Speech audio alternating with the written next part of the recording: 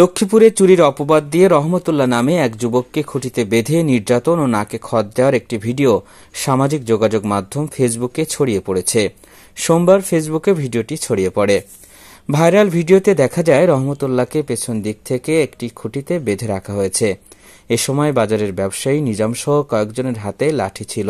এক পর্যায়ে সুমন নামে একজন এসে রহমতকে নাকে খত দিয়ে মসজিদ পর্যন্ত যেতে বলা হয় নাকে খত দিয়ে মসজিদ পর্যন্ত গেলেই তাকে ছেড়ে দেওয়া হবে, কিন্তু নাকে খত দেওয়া শেষ হতেই পেছন থেকে তাকে লাঠি দিয়ে আঘাত করতে দেখা যায়। এই এলাকার কাজির দিঘির পাড় বাজারের ব্যবসায়ী নিজামুদ্দিন বলেন, ওদুদ নামে বাজারের একজন মুদি দোকানদারের ক্যাশ বাক্স থেকে টাকা চুরির চেষ্টা করে রহমতুল্লাহ। এ সময় তাকে আটক করা হয়। পরে ব্যবসায়ী ও স্থানীয়রা বেদম মারধর করে। আমি অভিযুক্তদেরকে উদ্ধার করে ছেড়ে দিয়েছি। এর আগে সুমন নামে একজন এসে অভিযুক্তকে নাকে খত দেওয়ার কথা বলে এবং অন্যদের সমর্থনে সেটি করে।